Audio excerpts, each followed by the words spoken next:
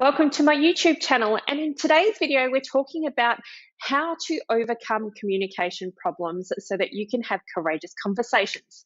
I'm going to share with you 4 barriers to communication or to effective communication and what you can actually do about them, and they're all practical things, but they really help you to have more empowering and impacting conversations with the people that you care about.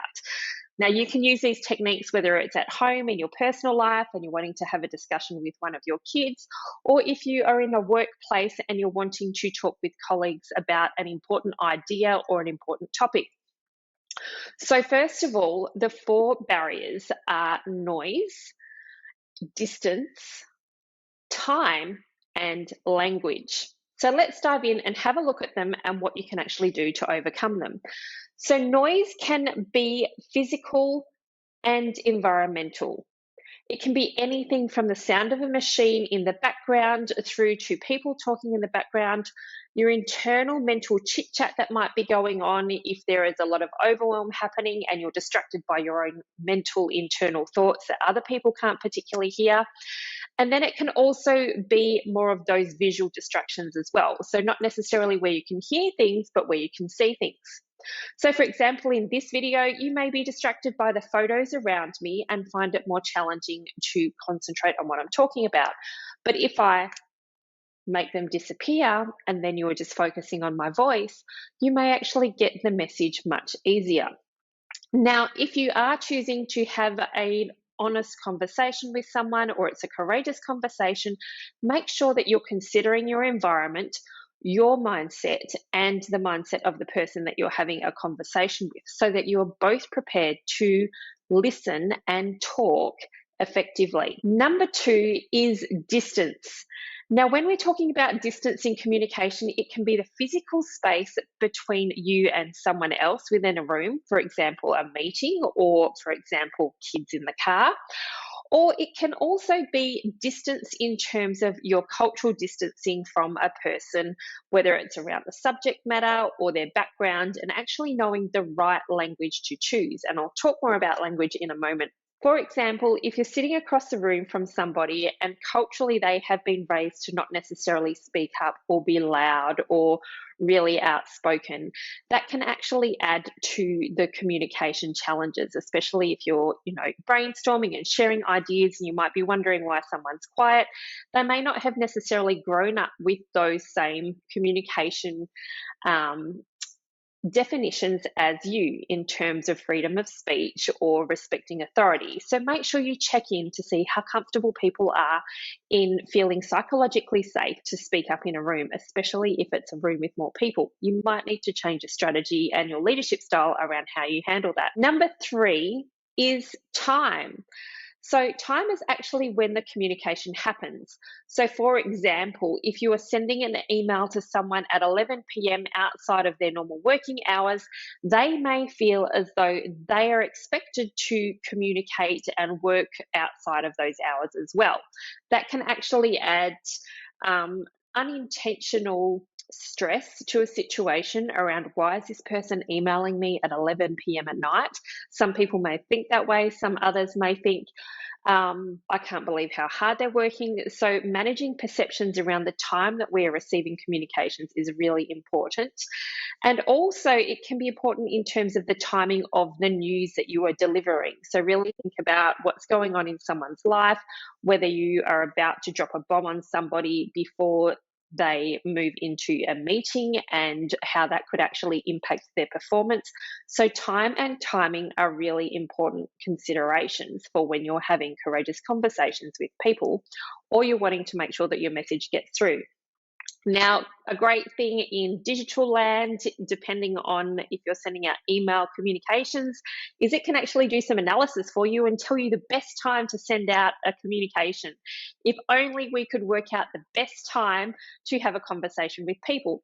Well, you can. You can actually ask them when they want to talk about a particular issue. Some people need time to think about a situation or a circumstance before they come back with a response. Now, you can get some insight on that by understanding your top 5 strengths and understanding the top 5 strengths of somebody else, because it will give you some clues around their style in terms of their communication, and also help you to think about when would be a good time to speak to them. Someone who is high in ideation, for example, can probably come up with ideas like that, like myself. Someone who has deliberative in their top 5 will need time to think about things. So really take that into consideration too. Now, number 4 is language. So language is the use of words to communicate. And this doesn't mean, if it's not just talking about, if say I speak French, bonjour, and you speak Spanish, hola. It's more talking about that can be a barrier, of course, in terms of getting things lost in translation. But it's also in terms of whether you're using any slang, whether perhaps you have different definitions and different meanings of particular words, and also, once again, how you have grown into yourself with your own internal dictionary around your language that you're using and what other people might understand. Now, this is something I would observe quite often when I was facilitating change programs for corporates, where I would have an IT team who spoke one language in relation to problem solving, and a marketing team who spoke a different language as well. The IT team would be trying to get their new ideas across, but they weren't speaking marketing language to the marketing people, and therefore the communication started to get lost. Once they understood what the message needed to be for their target audience, they could actually change their language and change their approach and handle things in a better way. Now, that language understanding is really important if you want to be an effective leader, whether it's for yourself or an effective parent, and think about what your children may understand about particular terms and being very conscious of your word choice. Now, language is important even if you're speaking the same native language as somebody else. We can have our own internal dictionaries that can really challenge another person in understanding our point of view. So questioning people around their intention and their impact can really help. Now, if you're looking to overcome these barriers altogether, think about how you can remove distractions, asking people what they mean when they're talking about something, and asking for time to respond, and understanding that you don't need to, do it immediately. Clear language that everyone can understand, or clarifying what you mean by particular terms and the purpose behind the word, is a great way to really think about how you can communicate effectively and not only get people to understand where you're coming from, but you can actually increase your understanding of other people as well. Now, I have a new book that's coming out in November 2022. It's on pre-order for the Kindle version at the moment, and the paperback will be on pre-order on the 8th of October 2022. It's called The Words of Caterpillar 8. You'll find a link to that below, plus a link to a free resource on how to have hard conversations easy, which is on my website. I'll drop the link for that too. So remember, as you are moving forward in your week, be brave, stay kind, and speak up so that you are seen, heard, and valued, and be courageous in your conversations. And if you'd like to help me get this message out to more people, make sure you click like and subscribe, and I will see you next week on Tuesday for tips for my authors sharing their messages out with the world.